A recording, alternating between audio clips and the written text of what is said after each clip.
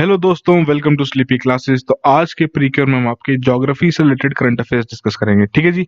तो शुरू करने से पहले एक बार इंडेक्स देख लेते हैं आज के टॉपिक्स का। सबसे पहले हम बात करेंगे चाइना ने जो रेलवे लाइन का काम शुरू किया है along the Arunachal border. Second हम बात करेंगे नॉर्थ कोरिया ने जो टिप्पणी रखी है ग्लोबल न्यूक्लियर वॉचडॉग जो आपका आईएईए है, इंटरनेशनल एटॉमिक एनर्जी एजेंसी, कि वो एक पुतला है वेस्ट नेशंस का।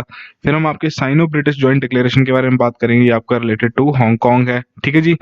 फिर हम सेकंड लास्ट देखेंगे जो इथोपिया में जो आपके क्लैशेस चल रहे हैं, क्या उसका हॉर्न ऑफ अफ्रीका वाले रीजन पर इफेक्ट पड़ेगा।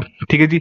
लास्ट टॉपिक होगा हमारा लद्दाख का जो ग्लेशियर लेक आउटबर्स्ट हुआ था, तो उससे रिलेटेड हम थोड़ी बहुत आपसे चीजें डिस्कस करेंगे। ठीक है जी। तो आज के ये हमारे 5 टॉपिक हैं। तो आइए शुरू करते हैं हमारे पहले टॉपिक के साथ। तो चाइना ने काम शुरू कर दिया है अलोंग द अरुणाचल बॉर्डर अपनी रेलवे लाइन का। ठीक है जी। तो इस रेलवे लाइन के चलते जो उनका सिचुआन प्रोविंस है और जो निंगची जो रीजन है, उन दोनों को आपस में कनेक्ट कर रहे हैं। ठीक है जी।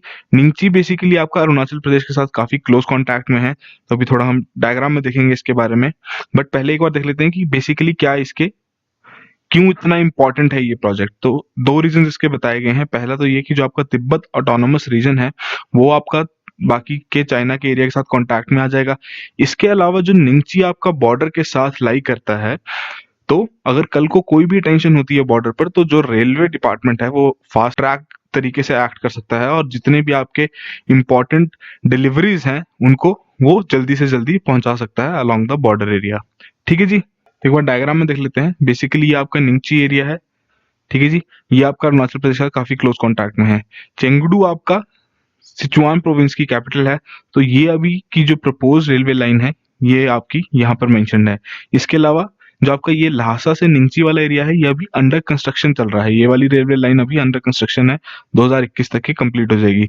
तो अगर ये आपकी जब भी इन्होंने प्रपोज टारगेट रखा है कि कब तक कंप्लीट होगी, अगर तब तक ये आपकी पूरी कंप्लीट होगी, तो हम कह सकते हैं कि ये काफी इंपॉर्टेंट रोल प्ले करेगा चाइना के लिए। बेसिकली जो सिचुआन प्रोविंस का थोड़ा सा उसमें एरिया अभी इन्होंने ऑलरेडी ही तैयार कर दिया है। जैसे हम जो आपका यान से लेकर चेंगडू तक वाली जो लाइन है ये ऑलरेडी तैयार हो चुकी है। जो निंगची से लेकर यान तक वाला जो आपका एरिया अभी तैयार करेंगे, जो ये रेलवे लाइन तैयार करेंगे, तो उसका टारगेट इन्होंने 2030 के लिए रखा है। ठीक है जी। इसमें आपका एक ब्रिज भी है अप्रोक्सीमेटली 525 मीटर लॉन्ग, जो कि आपका यारलुंग जांगबो रिवर के ऊपर बनाया जाएगा। ये आपका ब्रह्मपुत्र को यारलू जांगबो रिवर कहा जाता है तिब्बत में। ठीक है जी।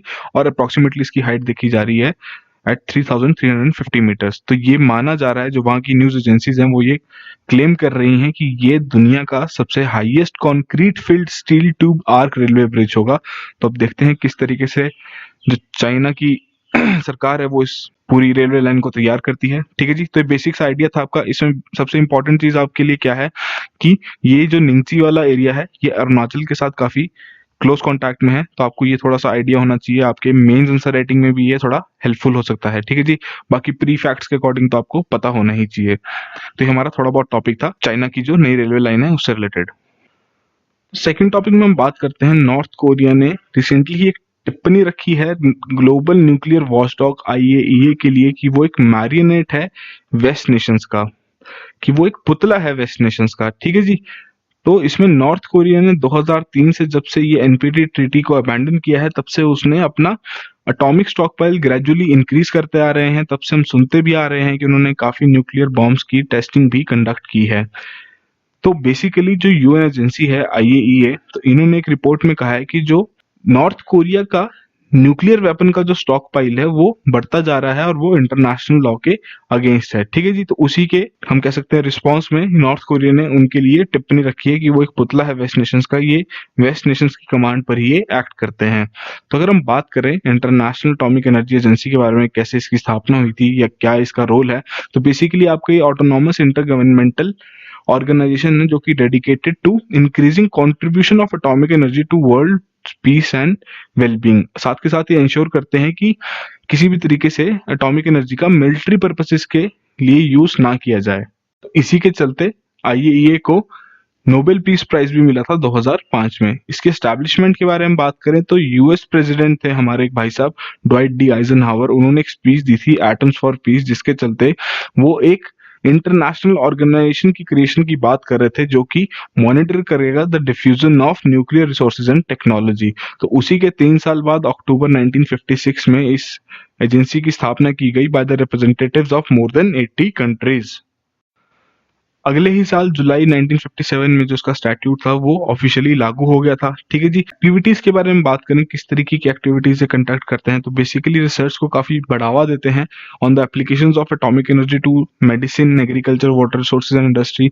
साथ के साथ काफी ये कॉन्फ्रेंसेस, ट्रेनिंग प्रोग्राम्स और फेलोशिप्स भी कंडक्ट करते हैं, जिसके चलते जो एक्सचेंज हो सके टेक्निकल इंफॉर्मेशन का, स्किल्स का, ताकि और ज्यादा हम इसको अच्छे से जो इनका टारगेट है उसको अचीव कर सकें। ठीक है जी। तो बेसिकली जो treaty on non proliferation of nuclear weapons थी 1968 की, तो उसके आधार पर जितनी भी नॉन न्यूक्लियर पावर्स थी, those are required to negotiate a safeguards agreement with IAEA as a part of agreement. जो ये यूएन एजेंसी है, इन्हें अथॉरिटी दी गई थी to monitor nuclear programmes and to inspect nuclear facilities. इसमें एक आपकी जनरल कॉन्फ्रेंस होती है जिसमें सारे मेंबर्स इंक्लूडेड होते हैं। हर साल ये मिलते हैं और एक बजट अप्रूव करते हैं और प्रोग्राम्स को लेकर डिबेट करते हैं किस तरीके से इनकी पॉलिसीज फ्रेम होनी चाहिए। ठीक है जी। ये साथ के साथ अपॉइंटमेंट भी होती है इसमें डायरेक्टर जनरल और नए मेंबर्स को भी एडमिट करने का इन पर एक रिस्पॉन्सिबिलिटी है। ठीक है जी। फिर इसमें एक आपका बोर्ड ऑफ गवर्नर्स है जिसमें आपके 35 मेंबर्स हैं, जो कि हर साल 5 बार मिलते हैं, ताकि वो जो एजेंसी के स्टैट्यूटोरी फंक्शंस हैं उनको वो कंडक्ट कर सकें, जो सेफगार्ड एग्रीमेंट्स हैं उनको अप्रूव कर सकें और डायरेक्टर जनरल को भी अपॉइंट कर सकें। ठीक है जी। जो डे टू डे अफेयर्स हैं इस एजेंसी के, वो सेक्रेटरीट द्वारा चलाए जाते हैं, जो कि डायरेक्टर जनरल द्वारा हेड की जाती है और उसके अंडर 6 डेप्यूटीज होते हैं।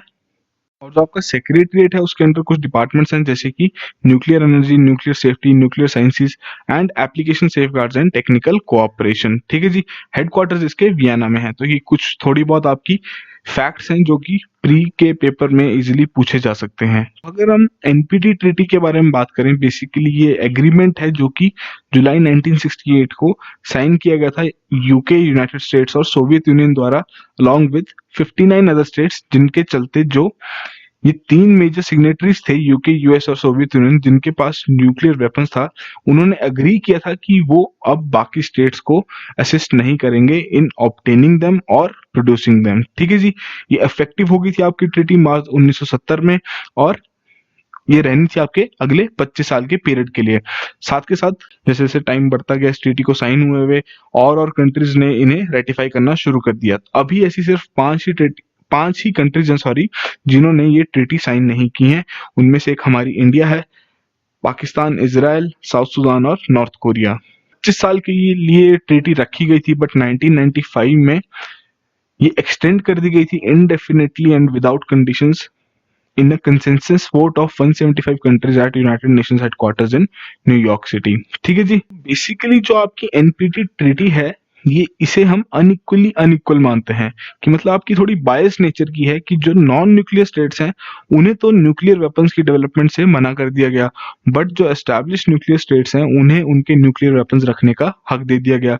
तो जब ये ट्रीटी साइन हुई थी तब 3 ही ऐसी कंट्रीज थी जिनके पास न्यूक्लियर पावर्स थी, तो मोस्टली कंट्रीज ने इसे उस टाइम इसीलिए साइन कर दिया। बट लेटर ऑन जो इनइक्वालिटी जो रही है, 2005 में जो review conference of parties to the treaty of non proliferation of nuclear weapons, इसमें ये काफी बड़ी कंप्लेंट थी against the establish nuclear powers. Treaty का जो रोल था कि एक इंटरनेशनल नॉर्म रखे अगेंस्ट प्रोलिफरेशन, बट काफी बार ये चैलेंज भी हुआ है। जब आपका पहली बार जब हमने डिस्कस किया कि नॉर्थ कोरिया ने अबैंडन कर दी थी ट्रीटी 2003 में, ताकि वो न्यूक्लियर वेपन्स को एक्वायर कर सकें। उसके अलावा इराक के पास भी काफी एविडेंस मिला है कि 1980s में कि वो अपना एक न्यूक्लियर प्रोग्राम चला रहे हैं despite being a signatory to the treaty. इसके अलावा काफी एलिगेशंस थे ईरान के ऊपर कि उनके पास यूरेनियम एनरिचमेंट फैसिलिटीज हैं। साथ के साथ जो क्रेडिबिलिटी है इस एनपीटी ट्रीटी की, ये भी काफी बार अंडरमाइन हुई है, जैसे कि जो इंडिया और पाकिस्तान है, दोनों ही न्यूक्लियर पावर डिक्लेयर कर दिया था 1998 में, और इन्हें कोई भी किसी भी तरीके की इंटरनेशनल पेनल्टी फेस नहीं करनी पड़ी थी। ठीक है जी। साथ साथ इंडिया ने एस्टैब्लिश कर लिए थे अपने ही arrangements as a part of the bilateral deal with the United States in 2008। तो इस थोड़ा बेसिक सा आइडिया था आपका। पहले तो हमने आईएईए के बारे में यहाँ कवर किया। ठीक है जी। फिर आपकी जो एनपीटी ट्रीटी थी, क्या उसमें आपके लूप होल्स हैं, उसके बारे में थोड़ा बहुत हमने देखा। तो आई होप आपको थोड़ा बहुत आइडिया इसमें लग गया होगा। तो थर्ड टॉपिक में आपकी बात करते हैं साइनो ब्रिटिश ज्वाइंट डिक्लेरेशन के बारे में। तो ब्रिटेन ने अक्यूज किया है चाइना को कि उन्होंने इंटरनेशनल ट्रीटी के ऑब्लिगेशंस को तोड़ा है। ठीक है जी। तो Sino British joint declaration basically आपका एक एग्रीमेंट था जो कि ब्रिटेन और चाइना के बीच में साइन हुआ था in 1984 to settle the future of Hong Kong. तो इसमें दोनों ही एग्रीमेंट ने एग्री किया था कि चाइना हांगकांग का कंट्रोल दोबारा वापस ले लेगी फ्रॉम जुलाई 1 1997, जो कि ब्रिटेन ने ओपियम वॉर ऑफ 1840 के बाद अपने अंडर ले लिया था। डिक्लेरेशन के मेन पॉइंट क्या था कि बेसिकली इस डिक्लेरेशन के चलते जो चाइना की बेसिक पॉलिसीज थी regarding Hong Kong that will remain unchanged for at least 50 years. ठीक है जी। और इसमें एक प्रॉमिस भी था कि जो सिटी होगी that would retain a high degree of autonomy. यहाँ पर ऑटोनॉमी से मतलब कि जो हांगकांग की गवर्नमेंट है, जो हांगकांग की एडमिनिस्ट्रेशन होगी, वही खुद को हांगकांग को रूल करेगी। ठीक है जी। साथ के साथ इस डिक्लेरेशन में ये भी रखा गया था कि जो हांगकांग की लीगल और जुडिशियल सिस्टम है वो अनचेंज रहेगा फॉर 50 इयर्स आफ्टर 1997। इसके साथ के साथ उस टाइम ये भी था कि ब्रिटेन रिस्पॉन्सिबल होगा हांगकांग की एडमिनिस्ट्रेशन के लिए टिल 1997, जिसमें चाइनीज गवर्नमेंट पूरा कोऑपरेट करेगी। जो ये पूरी डिक्लेरेशन थी ये बाद में यूनाइटेड नेशंस को डिपॉजिट कर दी गई थी। ठीक है जी। अगर हम बात करें कि ज्वाइंट डिक्लेरेशन और बेसिक लॉ के बीच में कोई लिंक है या नहीं, तो जो ज्वाइंट डिक्लेरेशन है उसके आधार पर बीजिंग एक चीफ एग्जीक्यूटिव अपॉइंट करेगा based on the results of the elections और consultations to be held locally. ठीक है जी। तो इलेक्शंस कंडक्ट होंगे जिसके आधार पे एक चीफ एग्जीक्यूटिव बीजिंग वहां अपॉइंट करेगा। डिक्लेरेशन में ये भी रखा गया था कि जो लोकल जनता होगी वहां की वही एडमिनिस्ट्रेट करेगी स्पेशल एडमिनिस्ट्रेटिव रीजन को। बेसिक लॉ के आधार पर यूनिवर्सल सफरेज को एक अल्टीमेट एम माना गया था for the elections for Hong Kong chief executive. Basically joint declaration के चलते काफी वादे तो हुए, बट 1997 के हैंडओवर के बाद जब चाइनीज गवर्नमेंट को ये हांगकांग का रीजन दे दिया गया तब से वहां पर कुछ ना कुछ इश्यूज चल ही रहे हैं। जून 2014 में जब जो आप वहां की स्टेट काउंसिल थी उन्होंने एक व्हाइट पेपर इशू किया था जिसके चलते ये कहा गया था कि बीजिंग की कॉम्प्रिहेंसिव जुरिस्डिक्शन है ओवर हांगकांग। ठीक है जी। उसी साल नवंबर 2014 में चाइना ने ये भी कहा था कि अब जो वो एग्रीमेंट है, जो डिक्लेरेशन है वो वॉइड है, उसका कोई मतलब नहीं है। वो तभी तक वैलिड थी जब 1984 में वो साइन की गई टिल द टाइम जब तक वो हैंड ओवर किया गया, मतलब इसी पीरियड तक वो वैलिड थी। ठीक है जी। चाइना ये आर्ग्यू करता है कि ब्रिटेन का वहां पर अब कोई राइट नहीं है कि वो एग्रीमेंट की इम्प्लीमेंटेशन पर ध्यान दे आफ्टर 1997, बट ब्रिटेन ये कहता है कि एग्रीमेंट अभी तक भी इफेक्ट में है और लीगली बाइंडिंग एग्रीमेंट है जिसको चाइनीज गवर्नमेंट का बनता है कि वो उसको ऑनर करे। तो ये काफी एक कॉन्फ्लिक्ट है चाइना और ब्रिटिश गवर्नमेंट के बीच में। अब देखते हैं किस तरीके से रिजॉल्व हो रहा है। बीच में तो इसमें सिर्फ आपकी हांगकांग की ही जनता है जो पिस रही है, तो कोई ना कोई एक सोल्यूशन निकालना तो काफी ज्यादा जरूरी है ही इस सिचुएशन में। ठीक है जी। सेकेंड लास्ट टॉपिक में हम बात करते हैं जो आपका इथियोपिया वाला एरिया है। जो इथियोपिया आपकी कंट्री है वहां पर जो डोमेस्टिक क्लैशेस चल रहे हैं उसके चलते क्या इम्पैक्ट पड़ सकता है हॉर्न ऑफ अफ्रीका वाले रीजन पर। ठीक है जी। तो इथियोपिया में जो डोमेस्टिक कॉन्फ्लिक्ट चल रहा है वो हम कह सकते हैं एक नौबत आ गई है वहां पर कि सिविल वॉर भी शुरू हो सकता है। तो हिस्ट्री के बारे में बात करें इथियोपिया की, तो बेसिकली अफ्रीका का सबसे पुराना नेशन स्टेट है जिसमें काफी क्लैशेस चल रहे हैं between more than 80 ethnic groups. तो मतलब काफी ज्यादा एथनिसिटी है वहां पर। ठीक है जी। तो 1974 में जब सोशलिस्ट रेवोल्यूशन आई थी तो उसके चलते जो एम्परर हैले सेलेसी थे तो उन्हें हटा दिया गया था।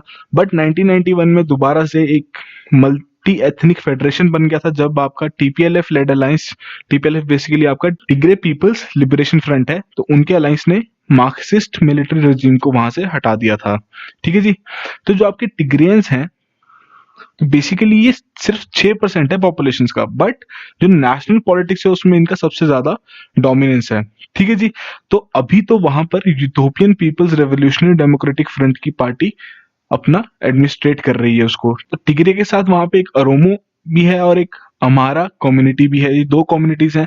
तो अभी जो प्राइम मिनिस्टर हैं तो वो ओरोमो कम्युनिटी से हैं। ठीक है जी। तो इसी के चलते कॉन्फ्लिक्ट चल रहा है between Tigray authorities as well as the federal government, मतलब जो आपकी Ethiopian People's Revolutionary Democratic Front है उसकी जो सरकार है उसके बीच में और टिग्रे अथॉरिटीज के बीच में कॉन्फ्लिक्ट चल रहा है जब से ये अरोमो कम्युनिटी से प्राइम मिनिस्टर बनाए गए हैं सिंस 2018। ठीक है जी। तो जो टिग्रे रीजन है बेसिकली वो काफी वेल्थियर है from the other parts of the country और उनके पास अपनी ही एक वेल ट्रेन्ड आर्मी भी है। तो जब से ये अरोमो कम्युनिटी के प्राइम मिनिस्टर आए हैं तब से टिग्रे के जो ऑफिशियल्स हैं उनकी अथॉरिटी कम होती जा रही है, जिसके चलते उनका क्लैशेस बढ़ते जा रहे हैं। अब जो इथियोपिया का जो फेडरल सिस्टम है उसका जो स्ट्रक्चर है वो अलाउ करता है कंट्री के 10 रीजन्स को सिग्निफिकेंट ऑटोनॉमी। तो ये जो रीजन्स है इनका अपना ही पार्लियामेंट है, अपनी सिक्योरिटी फोर्सेस है और इनके पास राइट टू रेफरेंडम है फॉर द इंडिपेंडेंट रूल। कह सकते हैं कि काफी कुछ थोड़ी अलग सी चीज है। तो बेसिकली ये जो क्लैशेस है इनका अब हॉर्न ऑफ अफ्रीका पे किस तरीके से इफेक्ट पड़ेगा। तो जो कॉन्फ्लिक्ट है फेडरल गवर्नमेंट और टिग्रे अथॉरिटीज के बीच में, ये अगर बढ़ता गया तो जो नेबरिंग कंट्रीज है हॉर्न ऑफ अफ्रीका वाले रीजन में, तो वहां पर ये उन पर भी असर डालेगा। इथियोपिया और एरिट्रिया का तो एक काफी पुराना वॉर भी है जिसमें जितनी भी लोगों ने पार्टिसिपेट किया था वो आपके टीपीएलएफ के ग्रुप से बिलोंग करते हैं। तो मतलब टीपीएलएफ की जो टिग्रे की जो अपनी पैरामिलिट्री फोर्सेज है तो मतलब वो तो काफी ज्यादा स्ट्रांग है। साथ के साथ जो इथियोपिया है उसका इजिप्ट के साथ भी एक काफी बड़ा कॉन्फ्लिक्ट चल रहा है regarding the construction of grand Ethiopian renaissance dam over blue Nile. और सेम ये सुदान के साथ भी इसी चीज को लेके इनका कॉन्फ्लिक्ट चल रहा है। तो अगर जो डोमेस्टिक क्लासेस चल रहे हैं इथोपियन बॉर्डर्स के अंदर वो अगर बाहर फैल गए तो जो हॉर्न ऑफ अफ्रीका वाला रीजन है उसमें काफी दिक्कतें आ जाएंगी। जैसे कि जो आपका यूएस और चाइना के स्ट्रेटेजिक मिलिट्री बेसिस भी उसी रीजन के आसपास हैं, जैसे कि आपका जिबूती वाला एरिया हो गया, ठीक है जी। तो अगर इन मिलिट्री बेसिस पे कोई इम्पैक्ट पड़ गया इन डिस्टर्बेंसेस के चलते तो इसमें फॉरेन पावर्स भी इन्वॉल्व हो जाएंगी, फॉरेन मिलिट्री भी इन्वॉल्व हो जाएगी और वो एक रीजन आपका कॉन्फ्लिक्ट का रीजन बन जाएगा, ठीक है जी। तो इस काफी इंपॉर्टेंट है इथियोपियन गवर्नमेंट के लिए कि वो अपने क्लैशेस को रिजॉल्व करे जल्द से जल्द ताकि इंटरनेशनल एक पीस हार्मनी बनी रहे, ठीक है जी। तो फिफ्थ टॉपिक में हम आपके लास्ट टॉपिक में बात करेंगे लद्दाख के ग्लेशियर लेक आउटबर्स्ट के बारे में, जो कि अगस्त 2014 में हुआ था, जिसके चलते जो लद्दाख का एक गांव था गया करके, ठीक है जी, उस पर काफी ज्यादा हैवी इम्पैक्ट पड़ा था। तो जो जर्मनी के रिसर्चर्स हैं उन्होंने रिमोट सेंसिंग का उपयोग करते हुए आपकी गया ग्लेशियर लेक की तो पहली बात एवोल्यूशन को पूरा मैप किया है और साथ के साथ जो उसका फ्लड का कॉज है उसे भी डिटरमाइन किया है। तो जो आपकी ग्लेशियर लेक्स होती हैं वो काफी कॉमन होती है in the high elevation of the glacierised places, ठीक है जी।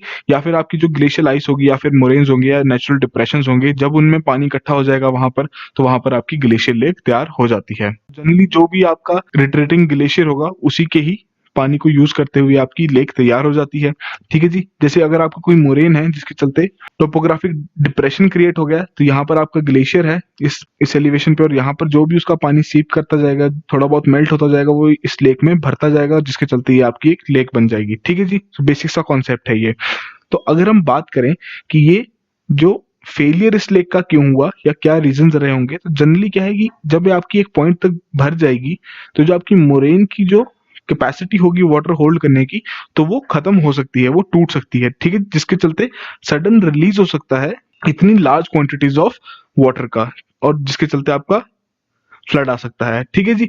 बट जो आपकी गया ग्लेशियर लेक का जो आउटबर्स्ट था, जो फ्लड आउटबर्स्ट था, उसमें ये रीजन स्पिल ओवर आपका रीजन नहीं था, वहां पे आपकी टनलिंग ड्रेनेज प्रोसेस का एक रीजन था। को थोड़ा समझने की कोशिश करते हैं तो बेसिकली क्या है इसमें कि सपोज आपकी कोई बकेट है, ठीक है जी, उसमें आपने पानी भरा है, अब आपको उसमें से पानी निकालना है, ओवरफ्लो करवाना है, या तो आप उसमें पत्थर डालते रहिए, ठीक है जी, या फिर उसके नीचे ही कोई होल हो जिसके चलते वहां से पानी निकलता रहे। तो जो नीचे से होल वाला कॉन्सेप्ट है ना, यही आपका उस ग्लेशियर लेक आउटबर्स्ट में हुआ था, ठीक है जी। जो मोरेन जो आपकी डिप्रेशन है उसमें जो आइस कोर्स थे वो मेल्ट हो गए, जिसकी वजह से जो आपकी डर्ट थी वो सॉफ्ट हो गई और वहां पर एक सीपेज क्रिएट हो गई, ठीक है जी। तो इसी आइस कोर्स की सॉफ्टनिंग के चक्कर में या फिर हम कहते हैं थॉइंग के चक्कर में काफी ऐसे केसेस बढ़ सकते हैं फ्यूचर में। और ये मेन रीजन इन सब चीजों का क्या है कि जो आपका ग्लोबल क्लाइमेट चेंज हो रहा है, तो अभी काफी ज्यादा एक जरूरत है कि हमें एक अप्रोच बढ़ानी पड़ेगी जिसके चलते हमारा एक बेटर रिस्क असेसमेंट हो और एक अर्ली वार्निंग सिस्टम हम तैयार कर सकें। काफी सर्टेन है कि इस तरीके के और ग्लेशियर लेक आउटबर्स्ट आपके दोबारा भी हो सकते हैं इंडियन हिमालय में, ठीक है जी। जरूरी नहीं सबके ही कैटास्ट्रॉफिक आउटकम्स हो, ठीक है जी। ज्यादातर ये आपकी जैसे आपकी अर्बन प्लानिंग होगी, किस तरीके की लेक है, किस तरीके का डिस्टेंस है लेक और अफेक्टेड विलेजेस के बीच में, तो ये सब चीजें काफी मैटर करेंगी। और एक और चीज की जैसे आपके क्लाउड बर्स्ट हैं वो भी glacier lake outburst flood trigger कर सकते हैं, जैसे कि आपका केदारनाथ डिजास्टर में हुआ था 2013 में। तो यहाँ पर आप इस डायग्राम से इजिली समझ सकते हैं, ये आपकी मोरेन है, ठीक है जी, बेसिकली आपकी डिप्रेशन है, यहाँ से ग्लेशियर का जो पानी सीप कर रहा होगा वहां पर आपकी लेक तैयार होगी। ठीक है जी। तो यहाँ पर जो आपकी मोरेन की जो मिट्टी है वो सॉफ्ट होने लग पड़ी, जिसकी वजह से आपका इन सीजन तैयार हो गया और वो इन सीजन आपका बढ़ता गया, जिसके चलते जो आपका डिस्चार्ज है वो भी बढ़ता गया और वो फ्लड में कन्वर्ट हो गया। तो ये बेसिक सा आइडिया है, आई होप आपको थोड़ा बहुत समझ आ गया होगा। फ्लैश फ्लड्स आते हैं by the outburst of glacier lakes, इन्हें हम ग्लेशियर लेक आउटबर्स्ट फ्लड कहते हैं, GLOF, and these are well known in the Himalayas where such lakes had often been formed by the landslides। इसके आपके काफी catastrophic outcomes भी हो सकते हैं, काफी कॉन्सिक्वेंसेज हैं वो सिवियर भी हो सकते हैं। तो अभी जितनी भी ग्लेशियर लेक्स हैं, जितनी भी वाटर बॉडीज हैं हिमालयन रीजन में, उन्हें क्लोजली मॉनिटर करने की बहुत ज्यादा जरूरत है। वहां पर एक स्ट्रक्चर प्लान तैयार करने की जरूरत है कि किस तरीके से वहां जो रिस्क फैक्टर्स हैं उनको कम से कम किया जा सके, लोगों को एक अर्ली वार्निंग दी जा सके अगर इस तरीके की कोई आउटकम या आउटबर्स्ट हो रहा है। ठीक है जी। तो यहाँ पर हमारे आज के 5 टॉपिक्स खत्म होते हैं। जाते जाते एक पीस ऑफ एडवाइस हमारे भाई बंधुओं के लिए जो 2021 के लिए प्रिपेयर कर रहे हैं, जो हमारा मेंस आंसर राइटिंग बैच है, बैच 2, वो आज से शुरू हो गया है। ठीक है जी। टोटल 125 सीट्स ही हैं इसमें। डेली आपको एक क्वेश्चन मिलेगा जिस पर आपको एक आंसर लिखना होगा और वो क्वेश्चन आपका डेली है एक नई सब्जेक्ट से होगा।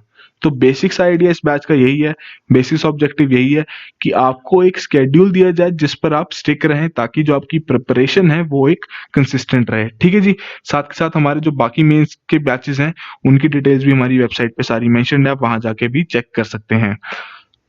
तो इसी तरीके से करंट अफेयर्स पे अपना पूरा ध्यान रखिए, काफी इंपॉर्टेंट है करंट अफेयर्स, इनको हल्के में नहीं लेना है। So all the very best and have a good day.